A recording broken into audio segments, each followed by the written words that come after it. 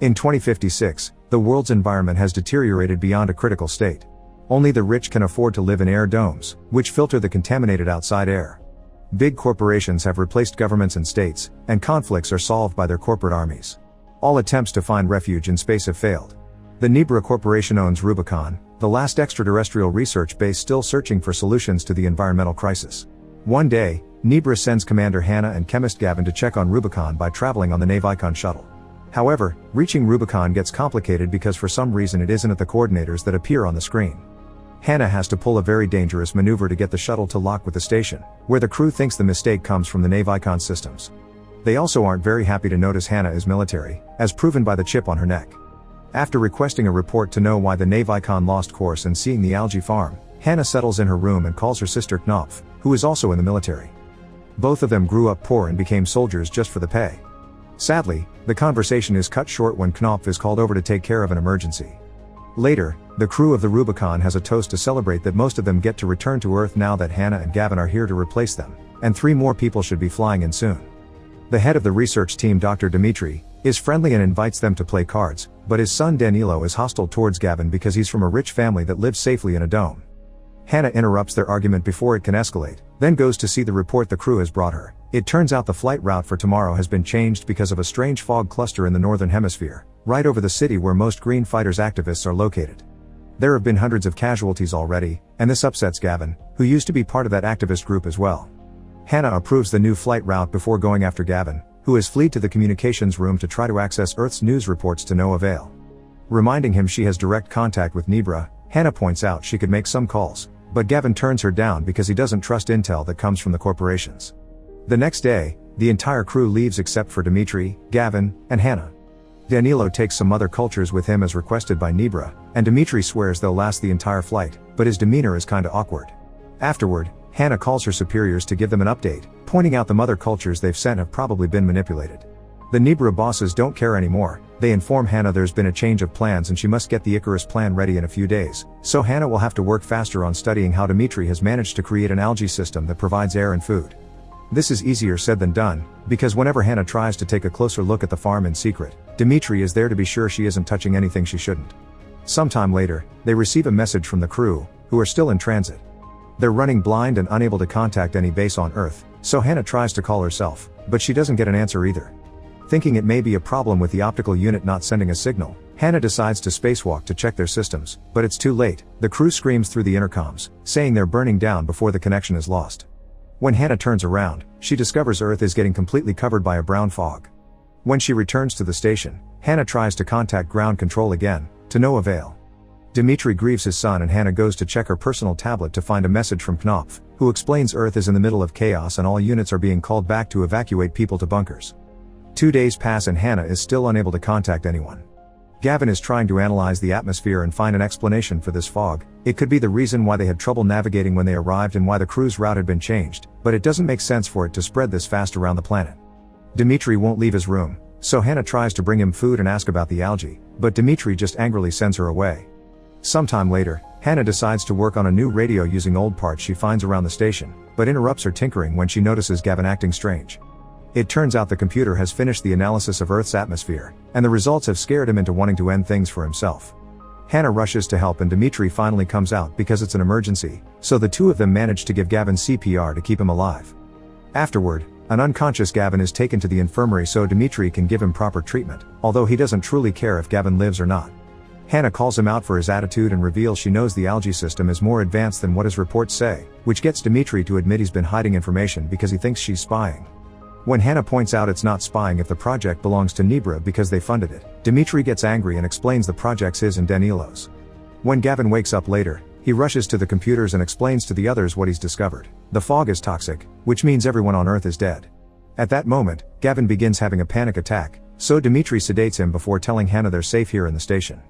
The algae project was successful, meaning they should have air and food to survive for a long time. Hannah decides to continue working on that radio, because surely there must be survivors in the domes. After another spacewalk to redirect the antenna, Hannah finally gives the radio a try, but once again they get no answer. When Gavin wakes up, he explains the fog probably comes from a chain reaction caused by the permafrost gases that environmentalists have been warning people about for years. There are some bunkers with oxygen tanks that may have survived, but those refugees will die as well once supplies run out. Gavin hates the idea of living forever in this metal can with only 2 other people, but fortunately, Dimitri stops him from doing something drastic again by pointing out that if he dies, so will Hannah and Dimitri. It turns out the system is designed for a crew of 6, the people produce CO2 and the system converts it back into oxygen. The bare minimum for efficient gas exchange is 3 people. Gavin accepts to stay alive, and later, he bonds with Hannah over how they feel they wasted their lives training for something that has failed, and the 2 of them end up spending the night together. Some weeks later, Hannah discovers a weird brown color on the algae farm. Dimitri tells her it's normal and not to worry, but after she leaves the room, he takes a sample to run some tests. The results clearly bother him, but instead of telling the others, he invites them to have a night of gambling and drinking. Gavin finally learns Hannah was spying for Nebra, and Dimitri explains why he had sent fake samples with Danilo. Months ago, Nebra changed their contract, saying the new algae system should be exclusive for dome dwellers. Dimitri didn't mind and was ready to take the money, but Danilo was furious and turned them down, already planning to release it in the public domain. Sometime later, Hannah is throwing up in secret and discovers the weird brown substance is spreading through the algae. At that moment, something incredible comes through the communicators. A group of Nebra survivors has finally managed to make contact. There are 300 people left in that dome, and their oxygen will run out soon, so they need the algae project. Hannah is surprised they know about it, which means the survivors are all CEOs and their families. Meanwhile, Dimitri is checking the algae food gel and discovers the brown contamination has reached their supplies as well. His examination is interrupted by Hannah and Gavin, who come to tell him about the survivors. It turns out there are openings in the fog that allowed the domes to send their signal, and they should allow a ship to go through safely as well. The duo wants to rescue the refugees, but Dimitri refuses. The crew took Navicon with them when they left, so flying without it is a death wish. Gavin insists it's their responsibility to help these people, but Dimitri doesn't care because it's their fault that Danilo is dead. After Gavin stomps out of the room in fury, Hannah begins feeling dizzy, and Dimitri begins suspecting it may have to do with the brown goo. He decides to take a blood sample from Hannah under the excuse of a routine checkup, and Hannah uses the moment to try to change his mind again. However, Dimitri just points out that these CEOs only care about themselves. Hannah and Gavin discuss the matter in private and decide they'll be leaving with or without Dimitri, so they'll take the samples by force if necessary. To stop them, Dimitri finally reveals how far the brown goo has spread and explains it's Hannah's fault. The algae feed from the crew's urine and the station's nutrient cycle. They also are sensitive to hormones. This can only mean one thing: Hannah is pregnant. Hannah refuses to believe it because soldiers are supposed to be infertile, but Dimitri explains the chip may be malfunctioning because she's lost contact with the ground base for a long time. The algae are going to be fine, but Hannah's baby won't be if she goes down there. This isn't enough to make her change her mind, but it does change Gavin's, and now he wants to stay as well. Hannah begins spending long hours on the simulator to practice landing the station safely through the small gap in the fog. Gavin tries to talk to her and hears her out when she says the station isn't a place to raise a baby, inspiring him to accept to go back to Earth with her. Dimitri can't survive alone in the station, so he has no choice but to go with them.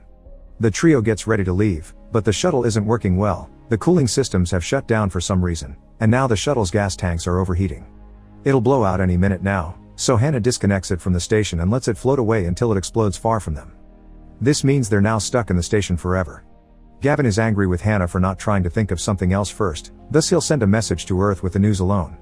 The CEOs tell Gavin he should ask Hannah about Icarus, so she proceeds to explain it was her actual mission. Once she put her hands on the algae samples, she was supposed to bring down the entire lab, which can be ejected and flown down separately. However, it's not made for passengers and it can't be steered. As dangerous as it may be, Gavin still thinks they should try it because 300 people are more important than 3, but Hannah stays hesitant. Later, while Gain sleeps, Hannah discovers a trail of algae on the wall and follows it into a panel where she discovers the cooling system had been sabotaged. Hannah comforts Dimitri, who admits he did it, but his intention had only been to delay, not to explode. Hannah calls him a coward and makes him get the Icarus system ready, which Dimitri knows about simply because he studied the station in his free time. But if Hannah knew about it all along, Dimitri realizes Nebra sent her on purpose because they knew a catastrophe was coming and told nobody about it. The CEOs had their bunkers and didn't care if others survived as well, so Dimitri is sure that if they had to share the algae with the crew, they wouldn't. Doubt grows in Hannah's mind. When they call ground base to tell them they'll be dropping down with the lab, Hannah asks to talk to one of the soldiers that worked on the evacuations. The representative explains the bunker has limited space for the CEOs and their families, so after the soldiers finished their duty, they were left outside. This means Knopf is dead, and a devastated Hannah leaves the room to have a breakdown in private. Gavin finds her later and tries to convince her to finish the mission, but Hannah has changed her mind and refuses to save the lives of people who see other humans as cannon fodder. The station is a better life for her baby than the slum, but Gavin will never understand that. It's easy for him to talk about changing the world when he had daddy's money to back up his projects.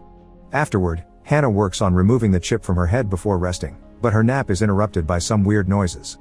It's Gavin, who has tied Dimitri up and is planning to drop the lab with or without Hannah.